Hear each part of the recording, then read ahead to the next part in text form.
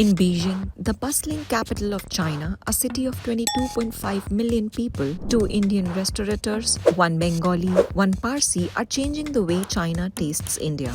Even as PM Narendra Modi visits to improve bilateral relations, Rabiul Baksh and Mehernosh Pastakia have been building bridges between the two sets of cultures for a while now. Mehernosh arrived in Beijing in 1991 to manage a restaurant. He married Chang Xiaowen, who would also become his restaurant partner. Together, they opened one of Beijing's first and finest Indian dining spots, the Taj Pavilion.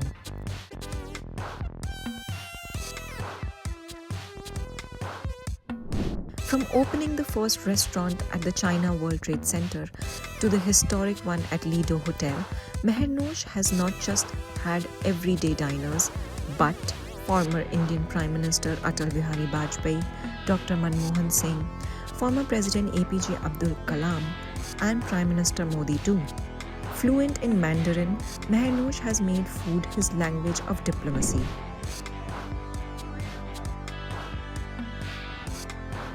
In a totally different part of the city, 32-year-old Rabiul Baksh runs 4 Indian restaurants in the Shaoyang district.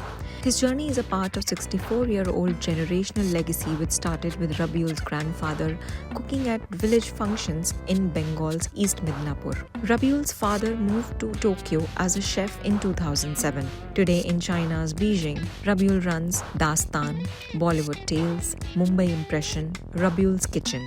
He loves to celebrate Indian food. During Durga Puja and Poila Boishakh, his restaurants become cultural hubs for the Bengalis and broader Indian community.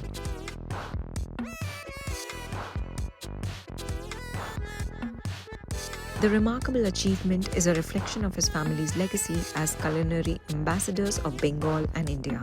As the Indian Prime Minister attends the Shanghai Cooperation Organization Summit and aims to bring India and China closer, Rabiul and Mehernosh have been doing that for years, studying and layering their pots of culinary wonders, breaking barriers and creating connection one plate at a time.